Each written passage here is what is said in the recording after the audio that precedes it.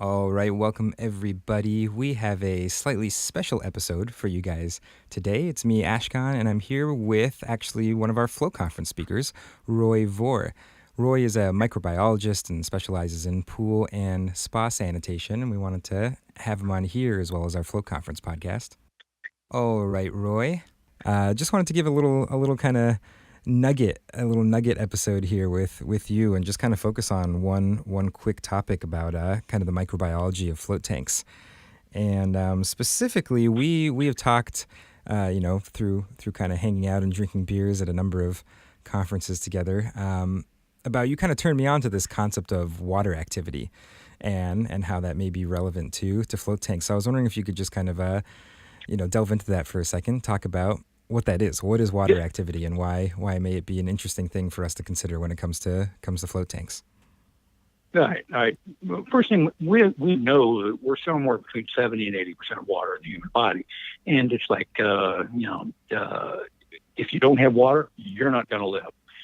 Let's put this in perspective for a little bit. Let's change a little thought. Probably not everybody realizes how George Washington made his fortune. George Washington's house there on the Potomac River, he was a fisherman. He caught thousands and thousands and thousands of pounds of fish every year, salted them, put them in barrels, and shipped them to England. Now, if he hadn't salted them, what do you think the fish would have been like when they got to England? What would they have smelled like? Well, we all know what bad fish smells like. George Washington had a way to take something that was very easily spoiled, like fish, ship it all the way to England, sell it, and make a fortune. And the reason it worked is the salt absorbed the water out of the fish so that there was so little water, bacteria could not grow. The fish didn't spoil. A float tank is the same thing as George Washington's fishing on the Potomac River. It's got so much salt that most common bacteria don't have a prayer in Hades of trying to grow.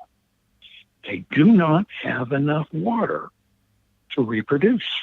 And actually, in most cases, the salt, Epsom salts, just suck the water right out, and slowly, over several days, most of the common bacteria associated with our body shrivel up and die. And that is what water activity is all about. You have to have so much water to live. If you don't, you're going to die. And we can calculate, based upon the type of salt, what the water activity is. We go to the published literature, we look at how much water does Pseudomonas aeruginosa need to grow. You calculate it for a float tank, there's not enough water activity. It's called A sub W in there. Pseudomonas cannot survive for an extended period of time at significant numbers in a float tank. That's the number one pathogen in swimming pools and spas, is Pseudomonas aeruginosa. Float tanks, you don't have to worry about it. No water activity. And they use this a lot for food too, right? When I started looking up online kind of this whole idea, it seems like this has been a big concept for food sanitation and food safety. Absolutely. It's like that is some of the liquid materials that are put in bread, for instance, stop bacterial spoilage. They replace the water with a higher molecular weight glycols. And so there's not enough water in bread for certain bacteria to grow. There is for fungi. And so you can calculate for different germs, whether it's fungi or gram-negative bacteria or gram-positive bacteria, where you want your water activity, and you can modify the chemistry of the food to extend the shelf life. George Washington did it based upon, historical things. I mean, we've been salting food for, hundreds, Right. at least 10,000 years, but now we know exactly how to calculate it. We can look it up in a book, and you're exactly right. That's where I learned most about it, was in food science classes. And I also see that it has a lot to do with a topic also very close to your heart, which is making beer. It seems like you're calculating water activity in the kind of brewing process as well. Yes. Brewing's a little different on there. One of the factors in brewing is you calculate the hardness and you calculate, all the salt concentration there. So it's a very impactful thing. But you have another impact there, and that's the alcohol actually permeabilizes the membranes of the germs in there. So that's why most bacteria have trouble surviving in beer, because the alcohol literally kills the most of the pathogens. So beer doesn't have pathogens because it has lower water activity. It also has a high amount of alcohol, so it's serving as a preservative in it. Is there a certain microorganism back in the kind of like pool and spa world that has a particularly high resistance to this, or can just withstand a very, I guess it would be low water activity? Well, there are germs that are associated with the human body that have a very high resistance to high salt concentrations. The one that comes to mind right off the bat is Staphylococcus aureus.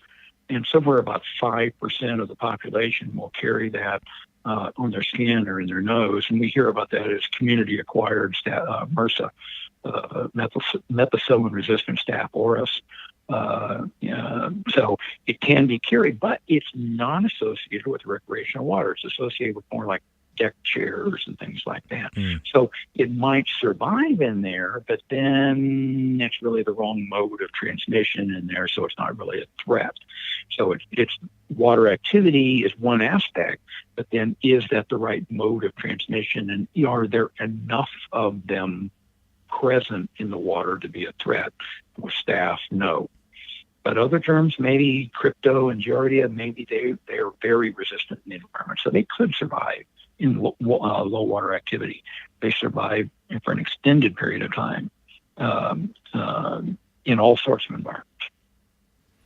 Interesting. Yeah, I think one of the things that interested me so much in this when you told me about it is it just seems like this is something that we could just look up. We could figure out the water activity of the solution in the float tanks, and look up these different bacteria and microorganisms, and the kind of richness of data that already exists around this topic is so exciting to realize. I think this can tell us a lot about what's going on in float tanks. So not all of that work has been done yet, but it does seem kind of like a promising thing for someone out there to look into. There's a lot of information out there. It needs to be applied into the system and understood and put in context. And that's kind of where we're lacking at this point, is we don't have it quite in context yet. Right. Cool. Excellent. Well, we're very promising to hear what sort of information could be coming in the future.